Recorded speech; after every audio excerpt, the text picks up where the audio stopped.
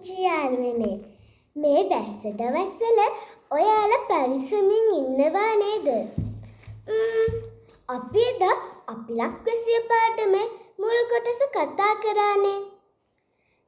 අපි අද අපිලක් වැසිය පාඩමේ අපිට නුහුරු වචන තියෙන කොටසක් කතා කරමු. අද මම අපිලක් වැසිය පාඩම කතා කරන්න අලුත් යාළුවෙක් එක්කගෙන ආවා. එහෙනම් එන්නකෝ මාත් එක්ක.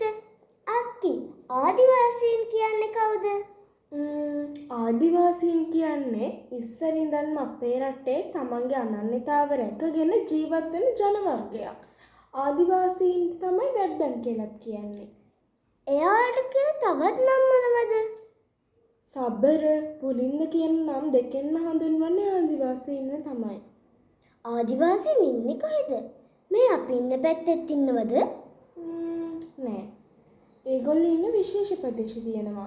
දඹාන, ගල්පෝරුයාය, හෙන්නානිගල, සොරබොරවැව, කුකුලෑව, මහාය, වටවන, මහියංගනය, ගිරාඳුරු කෝට්ටේ, දිඹුලාගල වගේ ප්‍රදේශවල තමයි ඒගොල්ලෝ ජීවත් වෙන්නේ.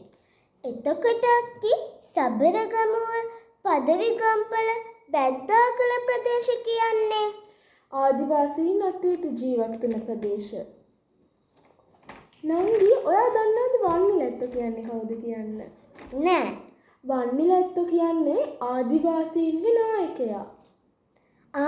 මට මතකයි. අපේ රාජ්‍ය උත්සවවලටත් වන්නිලැත්ත එනවා නේද? ඔව්, වන්නිලැත්ත සහභාගී වෙනවා.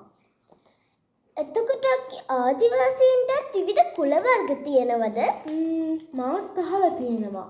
ඌරු වර්ගේ, තලා වර්ගේ, ඕනාපාන වර්ගේ, නබුඩන් වර්ගේ, මොරාන වර්ගේ වගේ කුල තමයි ඒගොල්ලෝගේ කුල. නංගි, දැන් අපිට ආවේනික වෙච්ච භාෂාවක් තියෙනවනේ.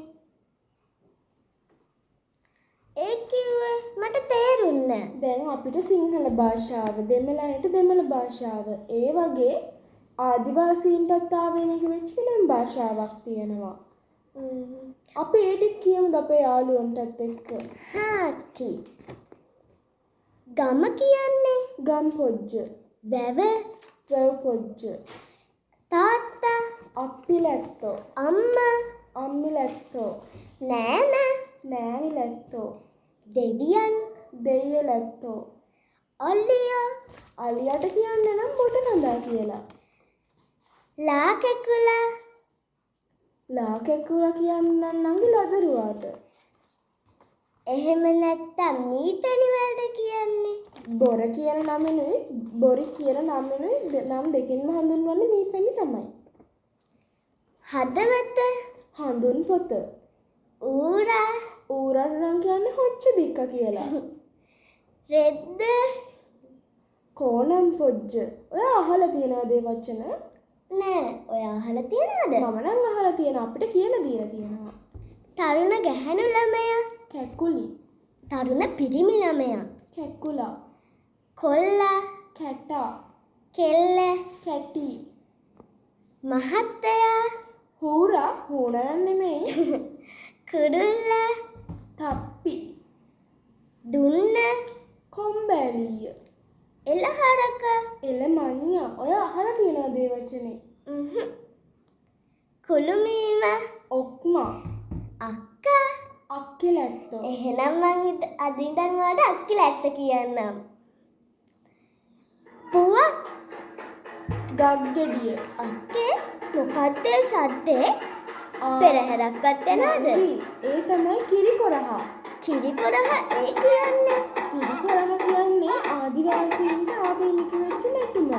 අපිට දැන් උඩරට සම්ප්‍රදාය, උඩරට නැටුම, පහතරට සම්ප්‍රදාය, පහතරට නැටුම, සබරගම සම්ප්‍රදාය, සබරගම නැටුම් වගේ ආදිවාසීන්ටත් ආවේනික වෙච්ච වෙනම නැටුම් තියෙනවා. ඒ නැටුම තමයි කිරිකොරහ නැටුම කියන්නේ. අපිට ඇහෙන ශබ්ද තමයි කිරිකොරහ නැටුම් ශබ්ද. එහෙනම් යාළුවනේ අදට මේ ඇති නේද? අපි තව දවසක මේ වගේ පාඩමකින් හම්බ වෙමු. මම ඔයාලගේ ආදරණීය යාළුවා සදෙමි. ඒ වගේම අද ඔයාලට මේ පාඩම කතා කරන්න උදව්වට ආවේ මගේ අක්කා චේතසි. යාළුවනේ ඔයාලට මේ වීඩියෝ එක ප්‍රයෝජනවත් වුණා නම් අපි සබ්ස්ක්‍රයිබ් කරලා කමෙන්ට් එකකුත් දාන්න. ආයුබෝවන්.